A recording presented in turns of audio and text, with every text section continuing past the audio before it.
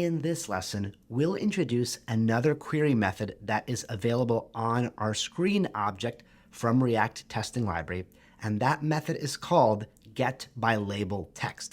The getByLabelText method allows us to find an element, such as an input element, by its label text.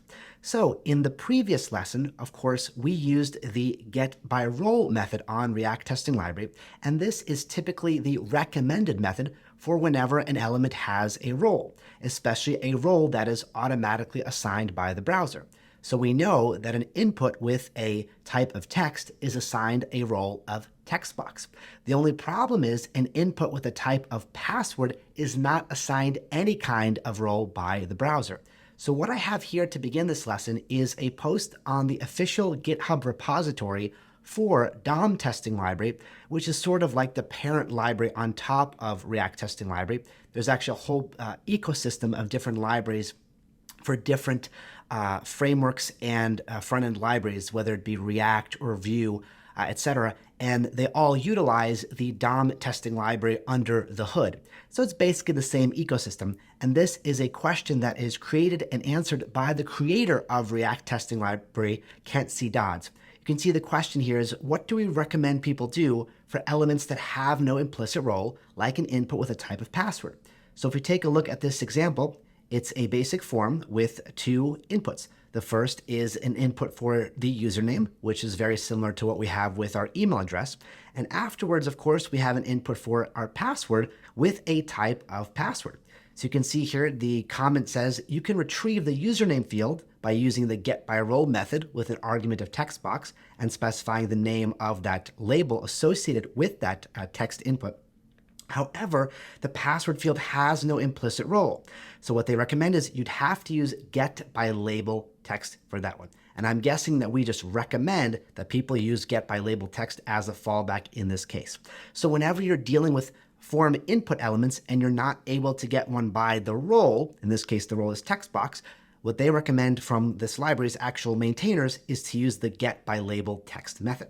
So let's do that in our project. So right here, I'm going to transition back to VS Code, and here is the input that we're targeting right here. And as we can see, its label text is password.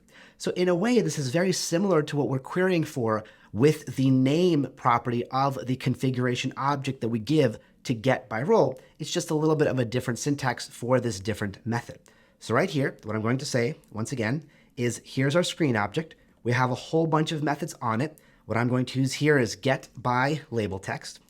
And all of these get methods, by the way, are going to search for the first occurrence or the only occurrence of the query that we give it, right? So if there are multiple elements with the same label text, React Testing Library will fail the test and warn you. It wants you to be as specific as you can be to make sure you're targeting the specific element that we want to simulate the user looking at and interacting with. So in this case, what we're looking for, of course, is this label right here. But we're going to follow the exact same principles as we did with the name property, which is rather than provide a string, which is totally valid, we're instead going to provide a regex and also provide that I character at the end to indicate that this is case insensitive. And we're going to look for the label text password. So once again, it can be password with any kind of casing, a capital P, a capital S, multiple capital letters, it doesn't matter. We want the label that associates the password with the input field, right? From a user perspective, they don't care if password has a capital P or a lowercase p. They're looking for something with a label of password so the user knows that's where they have to enter their password. So when I save this, our test should rerun, and we can see that we are going to get a failure. And the reason we're going to get a failure, if we scroll up, is it's going to say, testing library element error found multiple elements with text of password.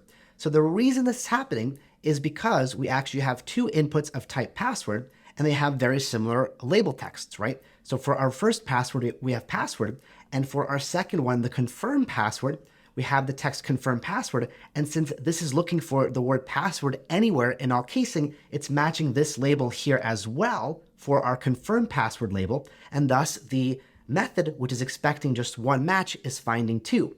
Now we have a little bit of logical problems here because, as you can see in our test description right here, this test is supposed to be for when the user is in login mode. So the reason it's able to find this collection of code right here is because this app component is not actually in login mode to start. And the reason for that is actually going back way long ago when we wrote this component, we still have our state property right here of login mode initialized to false, which emulates the registration mode.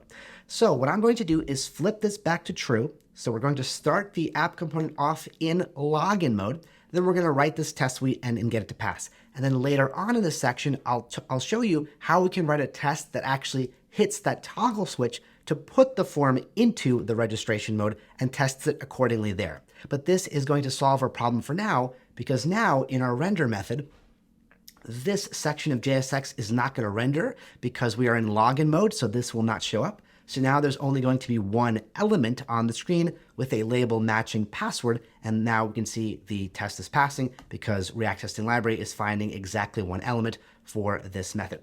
And it's kind of cool that we're not even writing any assertions yet, but React Testing Library is telling us, hey, you're finding one too many things or not enough things. It's basically guaranteeing that the way that our test is running is very similar to how a user would interact with this, right? The user is not going to type a value into a field that doesn't exist or that they can't locate.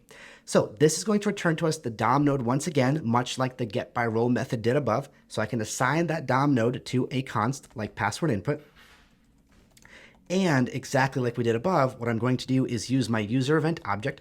We once again want to use the type method, but this time around, instead of typing into the email input, I'm going to type into the password input. So the first argument is the DOM node. The second argument to the type method is the actual value to simulate entering into that field. So we can pick a fake password, whatever you really want. I'm just going to choose one of the most common passwords on the internet, which of course is password, but the second most common one I think I heard is Star Wars. It's a little bit of trivia for you. And so now we should have a form in login mode that has both the email address and the password filled out. And once again, I can take a look at the HTML in its current state by invoking the debug method on the screen object. We never want to keep that code in our final test, but it is great for us as developers. And so here we can see as I scroll down, here's our input for the email, and you can see the value attribute is populated with what we specified in the test, which is test@email.com. And here, our password input is populated with a value of Star Wars. So everything is correctly being found and populated, all right? So now that we have the login form completely done and completed by the user, the next thing we want to tackle, of course, is clicking that submit button and verifying that the form does what it's supposed to. And we'll start talking about that in the next lesson.